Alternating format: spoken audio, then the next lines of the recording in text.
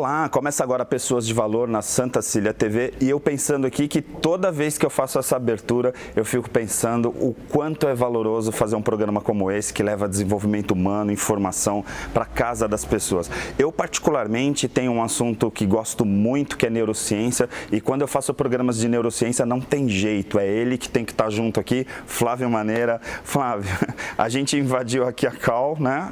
Que é muito legal, esse espaço maravilhoso. Até eu sempre peço licença para a Adriana, né, que a gente grava na de casa, a Adriana é parceiraça, também faz parte do programa, que a gente está aqui com um dos últimos palestrantes, ou o último palestrante do Brain Talks, ou um palestrante do último Brain Talks, que é um projeto que o Flávio realiza, que é sensacional, é o maior evento de neurociência do país, e a gente está aqui com o Dr. Leonardo. E aí, como o assunto é neurociência, e aí o Dr. Léo, né, porque ele é médico e trabalha com imagem e tal, e principalmente a especialidade dele, que é essa questão da neuroimagem, e aí ele tem uma empresa, empresário também, que é a Neurodigital, e que faz uma coisa que pra gente que trabalha, que estuda comportamento é vital, que é a comprovação dos fatos. A gente às vezes fica falando de mudança de comportamento, vocês muitas vezes no Pessoas de Valor ouviram falar de sistema límbico, disso, daquilo, mas como que a gente sabe disso tudo? Como que a gente sabe que uma pessoa está com um problema aqui, ali e tal? Porque hoje existe uma tecnologia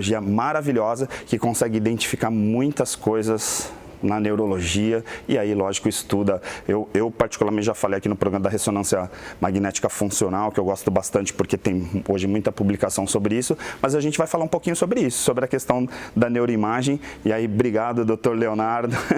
Agradeço, Ari, pela abertura no programa. E parabéns pelo Brain Talks, né?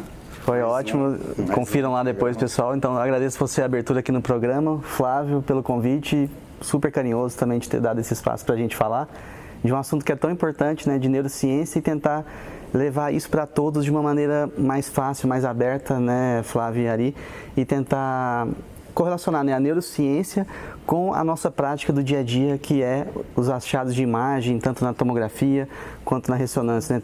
Levar isso mais aberto ao público, que só tem a ganhar com isso. Obrigado de vocês de coração pela oportunidade. Eu penso que a gente tem públicos dos mais variados, pessoas que se interessam pelo assunto, tal, neurociência. Eu dou aula nas faculdades da terceira idade, normalmente o pessoal, não perca um programa, tal, e eu confesso que alguns programas a gente vai lá para pós-graduação mesmo, a gente vai a assuntos. No caso, para falar aqui, não tem como a gente ser muito simples, porque é complexo, principalmente porque a gente está falando de cérebro humano.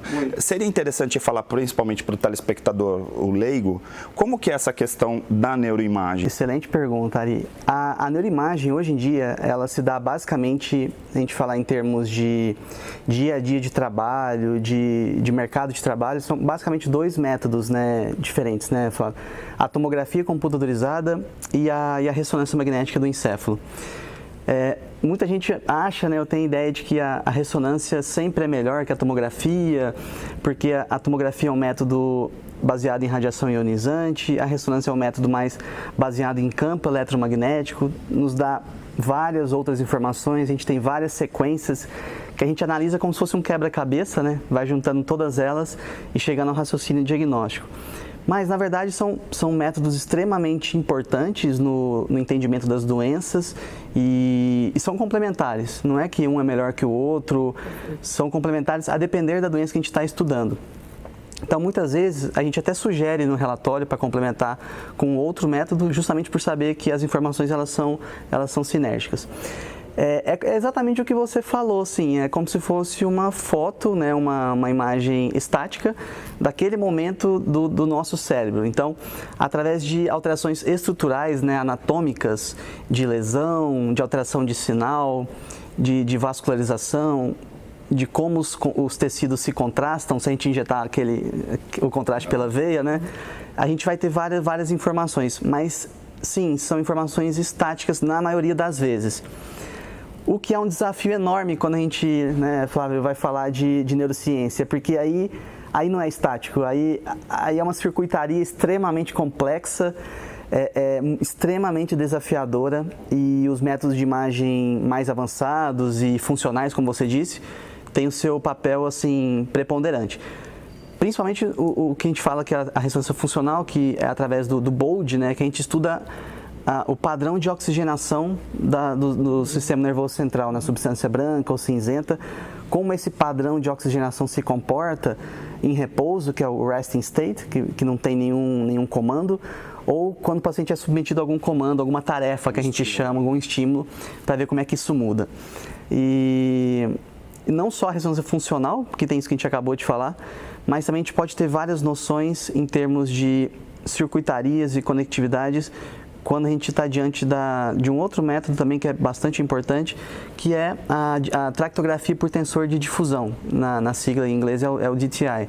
Então, assim, para a gente resumir todos esses nomes confusos e essa sopa de letrinhas, a gente tem uma maneira de olhar estrutural, né, que eu falei da tomografia e da ressonância, e uma maneira mais dinâmica, que seria a ressonância funcional e os estudos de tractografia, são complementares. Legal. Uma coisa que eu já vou lá para o outro lado, né? Porque como a gente fala muito da questão do comportamento, desenvolvimento humano, a gente tem um treinamento que chama Arquitetando Emoções, que a gente pega assim, o que tem de mais moderno na neurociência, então é todos esses exames, tal, vou chamar assim de radiografia, mas não literal, né? Mas esse olhar desse momento, e aí a gente faz um paralelo àqueles conhecimentos milenares de mais de 5.000 anos que tinha no Oriente, onde aquelas pessoas sem ressonância, sem nada, já conseguiam identificar coisas que hoje esses exames estão comprovando. Então, assim, a gente fala de sistema límbico, a gente fala de amígdala, um monte de coisas que funcionalmente a gente já consegue, né? Porque eu lembro na escola que era assim, lado direito, lado esquerdo do cérebro, né? Hoje a gente já consegue ter uma noção muito precisa.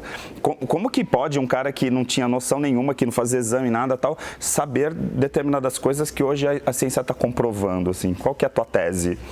Ari, essa pergunta é ótima e talvez eu não tenha a resposta correta para te dizer.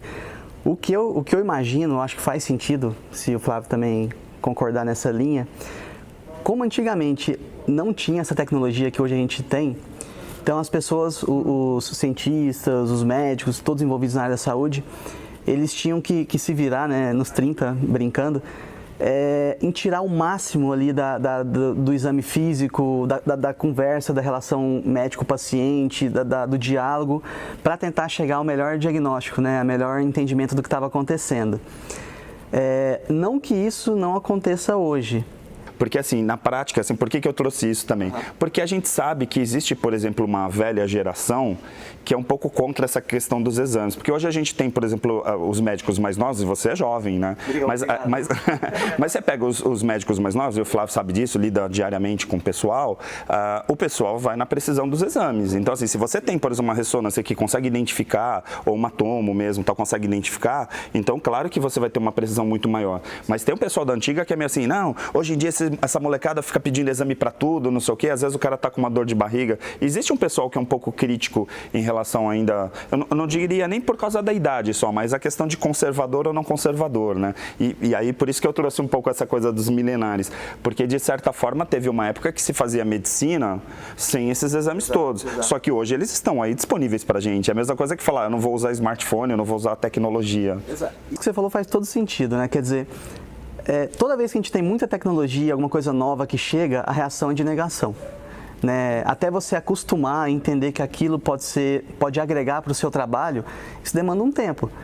Então, os exames estão aí para comprovar isso, né? No começo, a gente achou que talvez fosse substituir várias atividades médicas, a gente viu que isso não acontece. E a analogia é a mesma de hoje em dia a gente pensar na inteligência artificial, né? Pô, será que eu vou ser substituído? Uma máquina, um computador vai fazer o que eu faço?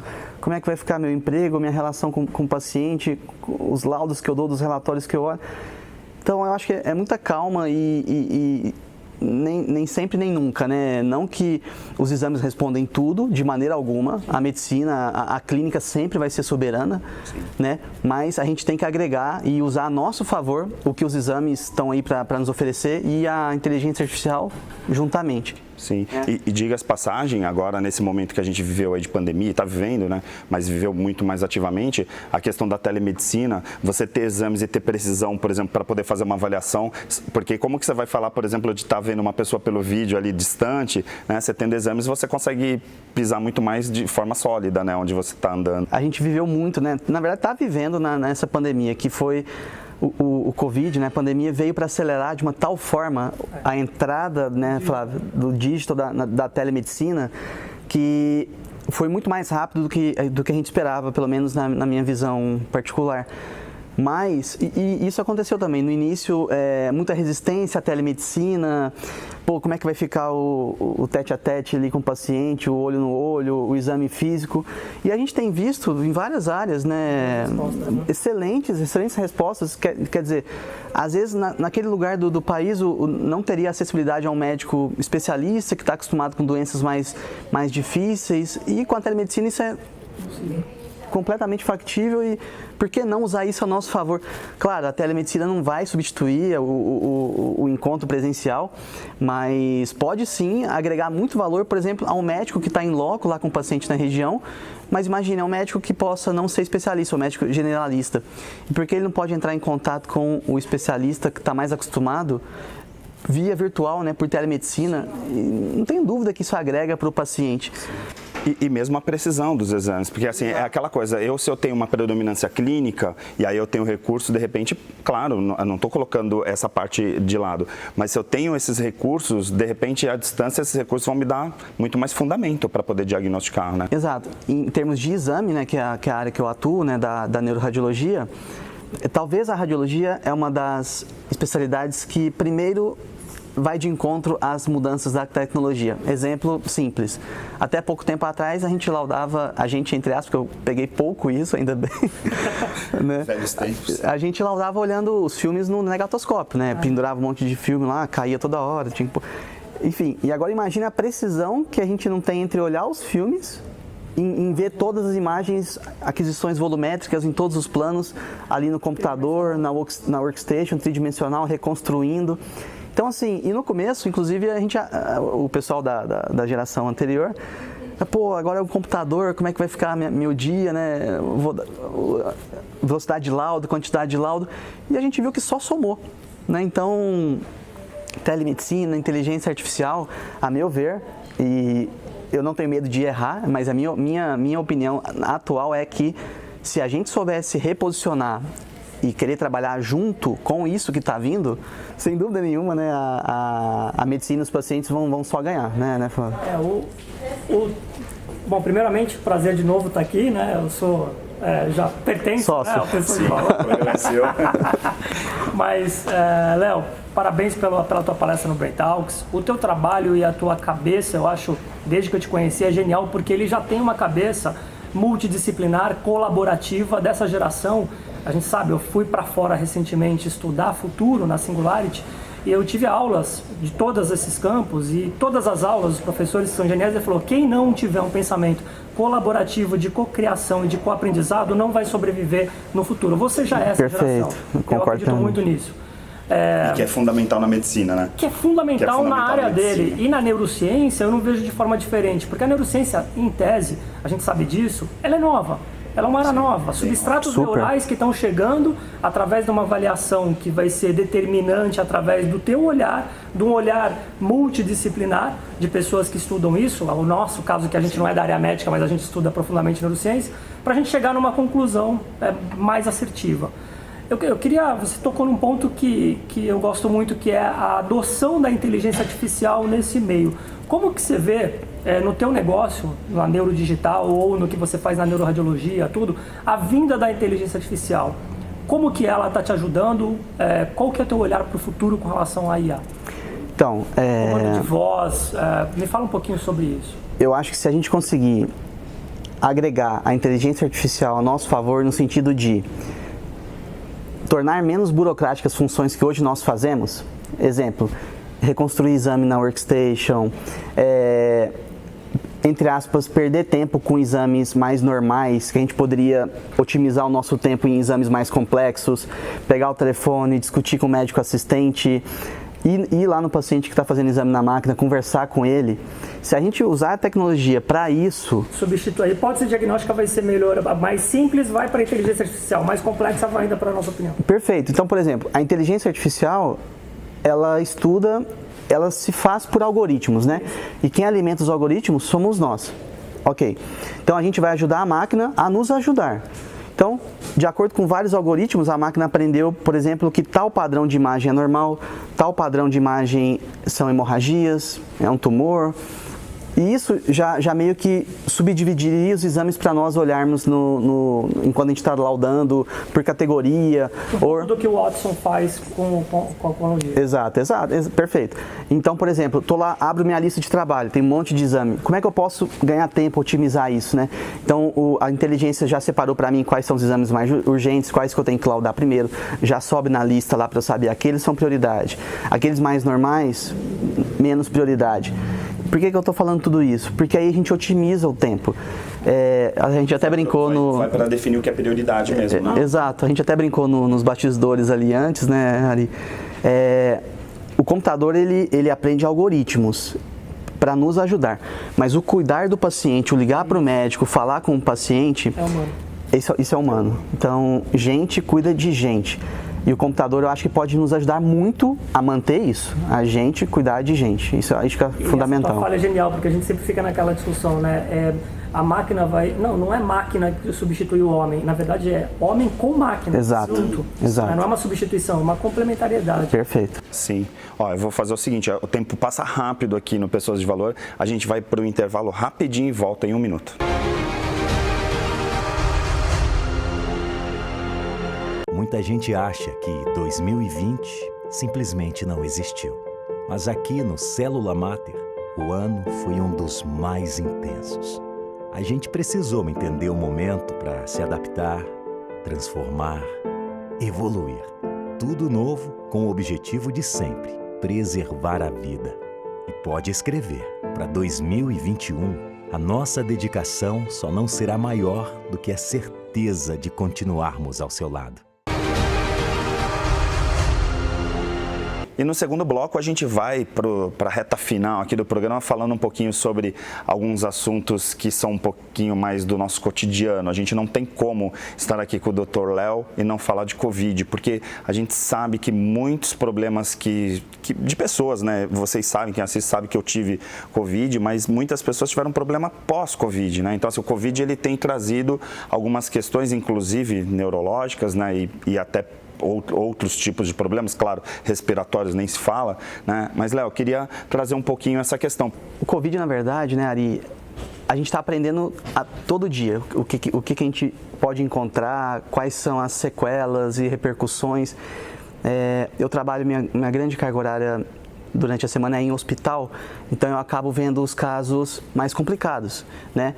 Então a gente tem visto bastante alterações e antes do Covid-19, do SARS-CoV-2, a gente já sabia, né, que o grupo dos dos coronavírus, eles são neurotrópicos, eles gostam do sistema nervoso central, não só central, mas periférico também. Mas o Covid-19, o SARS-CoV-2, a gente tem aprendido muito na prática. E é uma doença extremamente heterogênea, no sentido de pessoas jovens às vezes terem quadros complicados e pessoas mais idosas com comorbidades às vezes não seguem essa lógica. Até que ponto a gente entende isso, né, Flávio? Até que ponto isso é só virológico, isso é imunológico ou genético? Eu acho que tem grande carga genética. Com certeza. E em neuro, né, em neuroimagem, o que a gente deve procurar no exame quando chega um paciente? Doutor Léo, você vai laudar agora um exame que o paciente tem Covid ou já teve. O que a gente procura ativamente? Principalmente pensando que é uma doença extremamente sistêmica e agride muito os nossos sistemas imunológico, inflamatório e de coagulação.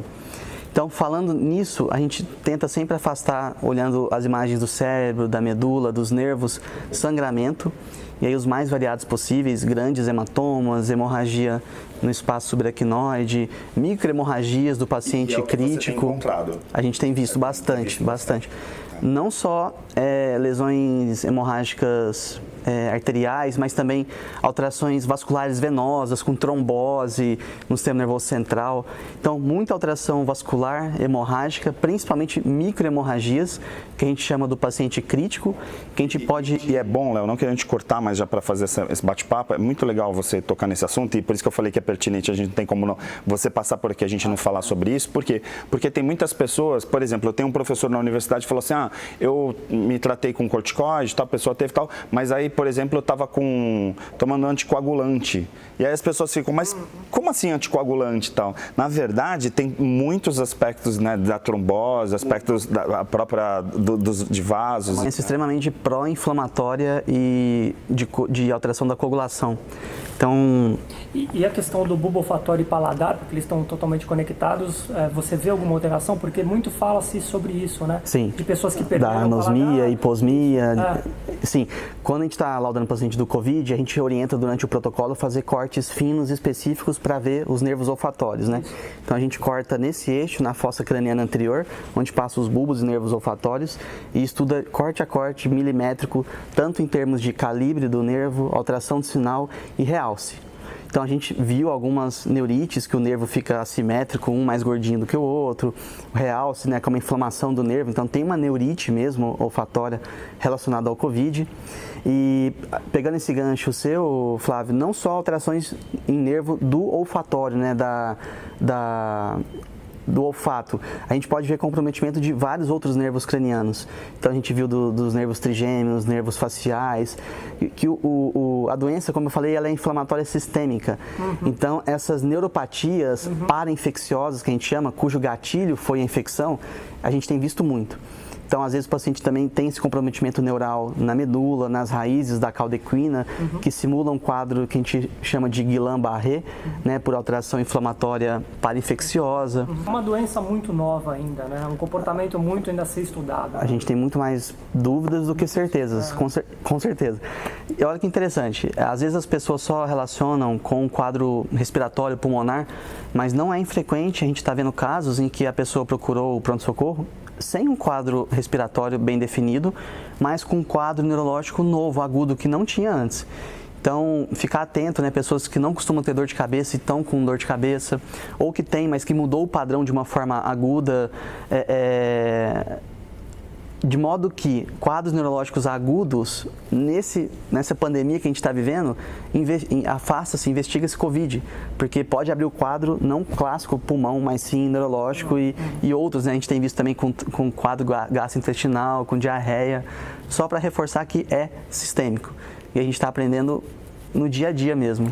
Agora vamos sair de Covid, porque assim, né, tem a neurodigital, a gente tem que falar um pouquinho aí, jogar positivo, a gente está no final do ano, né? Essa época de Natal e Ano Novo, a gente não deveria falar mais de Covid, mas infelizmente ele ainda vai fazer parte por um tempo, que as pessoas falam, agora vai ter vacina, então tudo bem, vou relaxar. Não dá para relaxar. Mas vamos falar um pouquinho sobre empreendedorismo digital, vamos falar um pouquinho aí do trabalho que você realizou no Brain Talks. Conta um pouquinho, porque o Flávio lá no início do programa, olha, a gente falou que teve palestra no Brain Talks e tal, mas e aí, conta um pouquinho para quem está assistindo sobre essa questão também, que é importante. Prazer. O Flávio, quando fez o convite, e eu não falei isso para ele, estou falando agora, inclusive, Léo, você vai falar de neurociência. E eu pensei, putz, mas eu não sou neurocientista, Flávio, eu sou neuroradiologista. E não é a mesma coisa, viu, pessoal?